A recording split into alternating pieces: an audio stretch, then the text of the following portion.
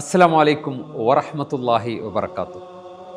കാലങ്ങളായി ലോകവിശ്വാസികൾ പ്രാർത്ഥനയോടെ കാത്തിരുന്ന ആ പുണ്യദിനരാവുകൾ നമ്മിലേക്കിതാ വന്നണഞ്ഞു കഴിഞ്ഞു. ആത്മവിചാരണയുടെ ആത്മവിചിന്തനത്തിൻ്റെ നാളുകളാണ് ഇനി നമ്മുടെ മുമ്പിലുള്ളത്. സൗം എന്നാൽ നിയന്ത്രണം എന്നാണ് അർത്ഥം. നമ്മളേറ്റവും കൂടുതൽ നിയന്ത്രിക്കേണ്ടത് നമ്മുടെ കണ്ണുകളെയാണ്, നമ്മുടെ നാവുകളെയാണ്. ഒപ്പം അനാവശ്യമായ കാര്യങ്ങൾ കേൾക്കുന്നതിൽ നിന്ന് നമ്മുടെ ചെവികളെ നമുക്ക് നിയന്ത്രിക്കാൻ സാധിക്കണം. അതുപോലെ പ്രധാനമാണ് ഈ അവയവങ്ങളെ മുഴുവൻ നിയന്ത്രിക്കുന്ന ഹൃദയം. ആ ഹൃദയത്തെ അതിജാഗ്രതയോടെ വിമലീകരിക്കേണ്ടത്, സംസ്കരിക്കേണ്ടത് നമ്മുടെ ബാധ്യതയാണ്. പുതിയ കാലഘട്ടത്തിൽ ഇതിനൊക്കെ അപ്പുറം പുതിയൊരു കാര്യം കൂടി നിയന്ത്രിക്കാൻ നമ്മുടെ മുമ്പിൽ ഉണ്ട്. അത് നമ്മുടെ കൈകളിലെ മൊബൈൽ ഫോണുകളാണ്.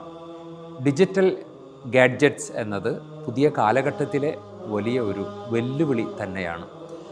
ബന്ധങ്ങളെ അടുപ്പിക്കുന്നത് പോലെ ബന്ധങ്ങളെ ശിഥിലമാക്കുന്നതിൽ അത് നിർണായകമായ പങ്കുവഹിക്കുന്നുണ്ട്. ധാരാളം അറിവുകൾ നമുക്ക് ഇതുവഴി ലഭിക്കുന്നത് പോലെ ഫേക്ക്, അനാവശ്യമായ, ശരിയല്ലാത്ത, അപകടത്തിലേക്ക് നമ്മെ നയിക്കുന്ന ഒരു പിടി കാര്യങ്ങൾ അതുവഴി നമ്മിലേക്കും നമ്മുടെ മക്കളിലേക്കും ക്യാൻസർ പോലെ പടർന്നു കയറുന്നുണ്ട്. ടീനേജ് കുട്ടികൾ ധാരാളക്കണക്കിന് ആത്മഹത്യയിലേക്ക് അഭയം പ്രാപിക്കുന്നതിൻ്റെ പ്രധാനപ്പെട്ട ഒരു വില്ലൻ നമ്മുടെ കയ്യിലുള്ള മൊബൈലാണ്. ഇതുപോലെ ഭാര്യ ഭർത്താക്കന്മാരെ അകറ്റുന്നതിൽ മൊബൈൽ നിർണായകമായി പങ്കുവഹിച്ചിട്ടുണ്ട്. ഞാൻ പറഞ്ഞു വരുന്നത്, പുതിയ കാലഘട്ടത്തിലെ നിയന്ത്രണങ്ങളുടെ കൂട്ടത്തിൽ വളരെ ഗൗരവത്തിൽ നമ്മൾ നിയന്ത്രിക്കേണ്ട ഒന്നാണ് മൊബൈൽ ഫോണുകൾ. അതുകൊണ്ട് പുതിയ കാലഘട്ടത്തിൽ ഡിജിറ്റൽ ഫാസ്റ്റിംഗ് എന്നത് വളരെ പ്രധാനപ്പെട്ട കാര്യമാണ്.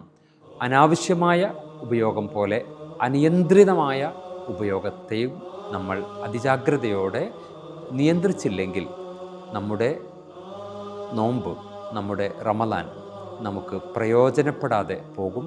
ആ അർത്ഥത്തിലുള്ള ജാഗ്രത പാലിക്കാൻ നമ്മളെല്ലാവരും ശ്രമിക്കുക. അല്ലാഹു അനുഗ്രഹിക്കുമാറാകട്ടെ.